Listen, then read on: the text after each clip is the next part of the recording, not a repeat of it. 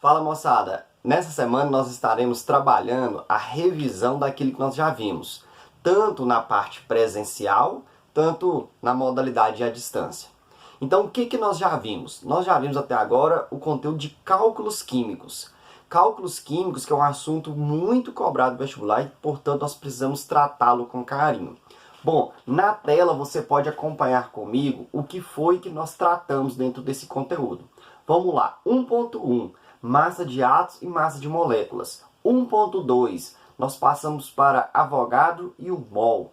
1.3, fórmulas químicas, e 1.4, a estequiometria propriamente dita, aonde é a parte do conteúdo de cálculos químicos mais cobrado no vestibular. O que está anterior ela é a base que vai te ajudar a fazer as questões, os problemas de estequiometria.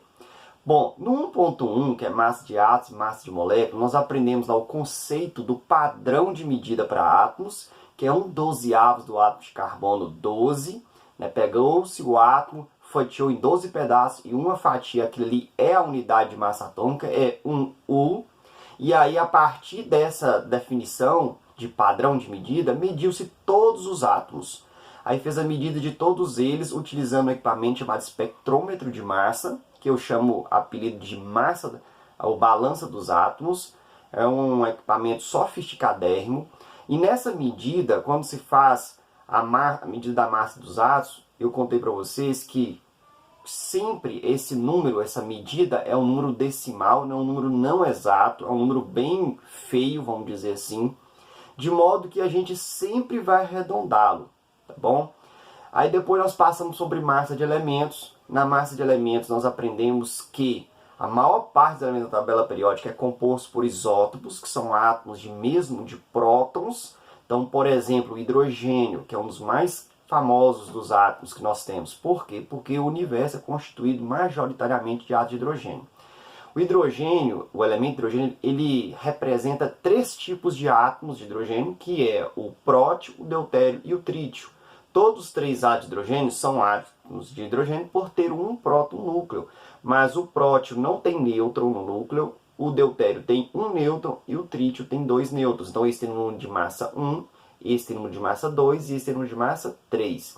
Então esses 3 tipos de átomo de hidrogênio, juntos eles formam o elemento. Ou seja, o elemento é o conjunto de todos os átomos que têm o mesmo número atômico, beleza?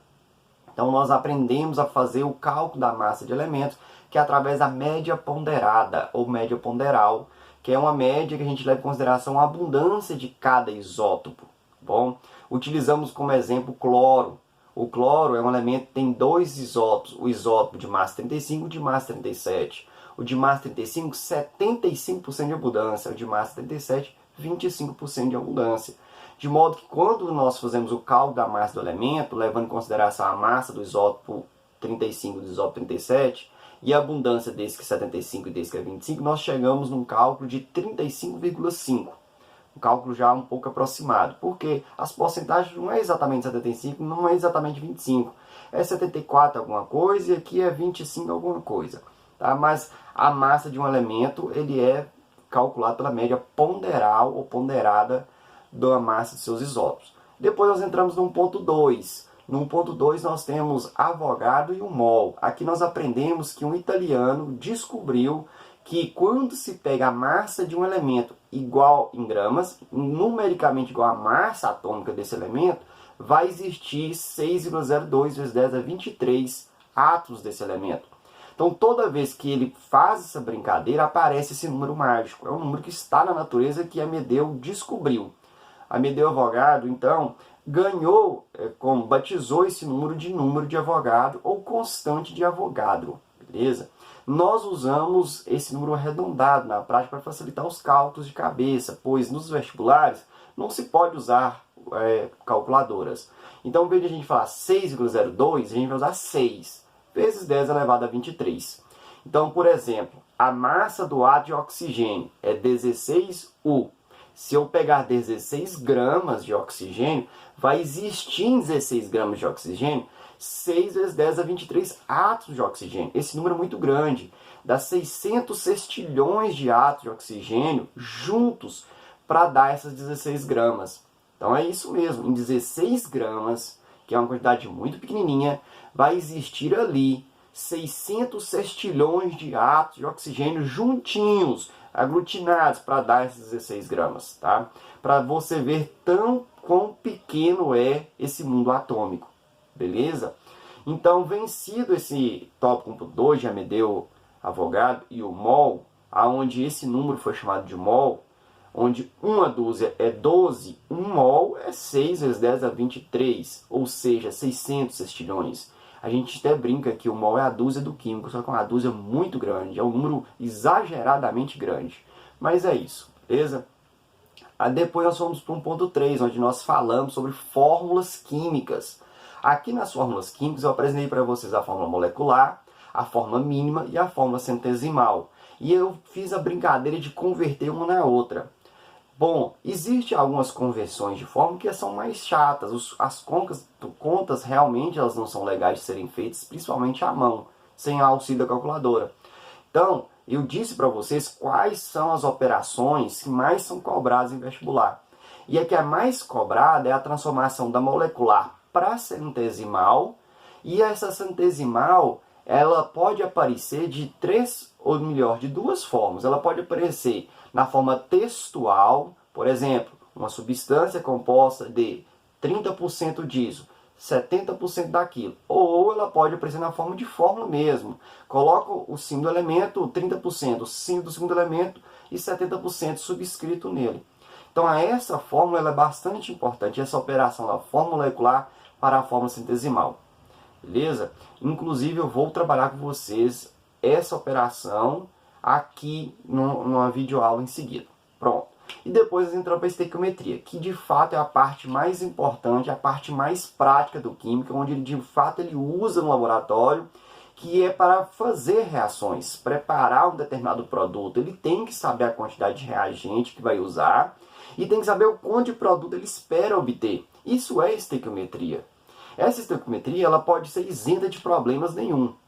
Então, nós chamamos de estequiometria básica.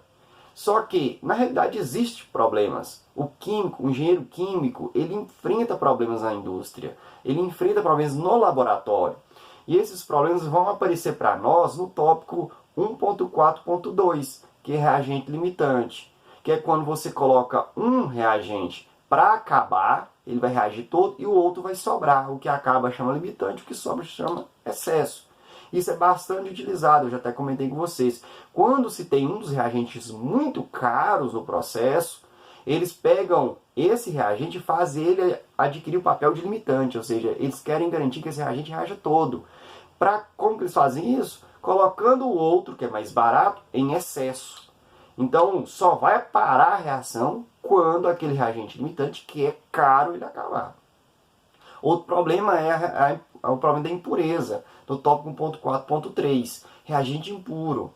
Na maioria dos casos, existe o problema da matéria-prima, do meu reagente chegar até mim, contendo impurezas, sujeiras. E o químico tem que saber qual é a quantidade de sujeira que tem ali. E ele faz uma análise química, ele vai para um laboratório, utiliza equipamentos especiais, e ele chega à conclusão de qual é a porcentagem de sujeira que tem ali. Uma vez feito isso, essa análise química, onde ele tira um pouquinho do pedaço dessa amostra, leva ao laboratório e tira essa conclusão, e aí ele consegue então descobrir qual é a parte daquela matéria-prima que chegou dele que não reagirá, porque é sujeira, é outra substância que não é aquela que ele quer.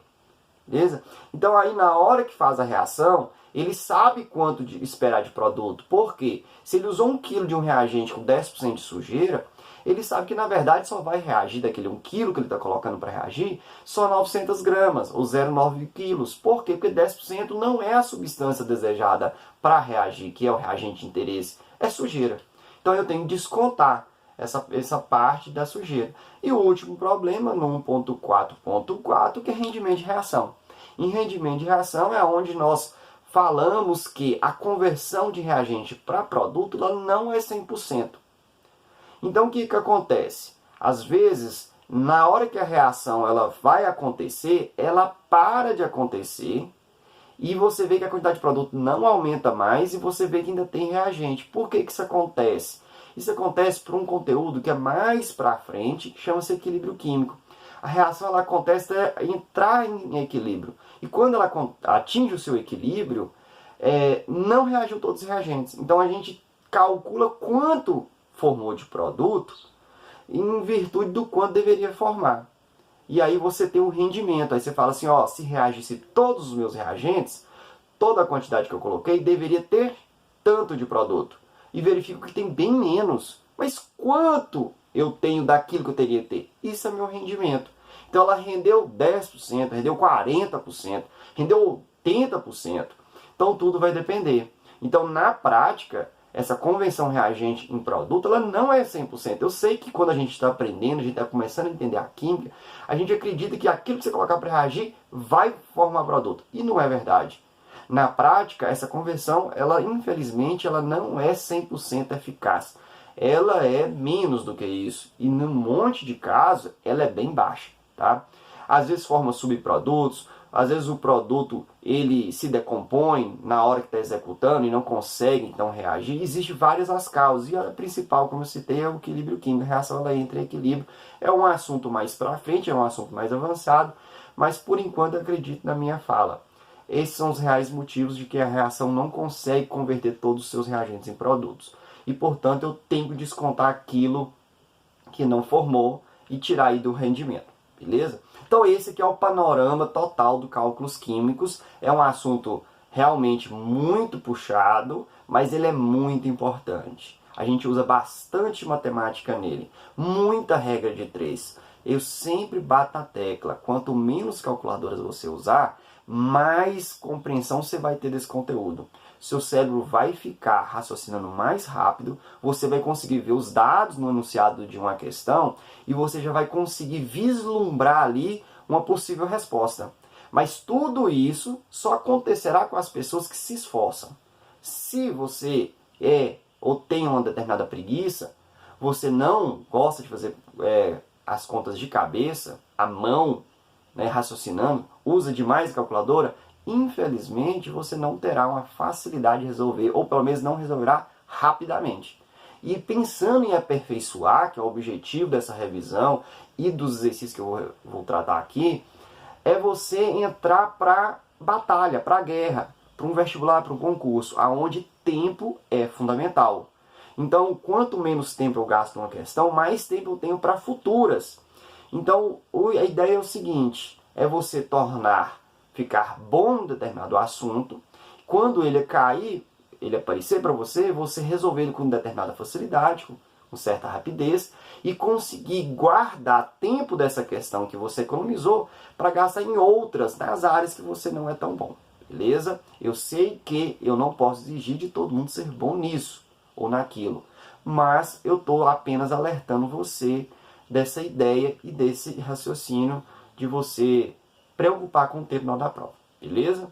Então, aguardo você nas próximas videoaulas, onde vou tratar detalhadamente de fórmulas químicas e depois os 4 subtópicos de estequiometria: a básica, reagente limitante, reagente excesso e rendimento de reação.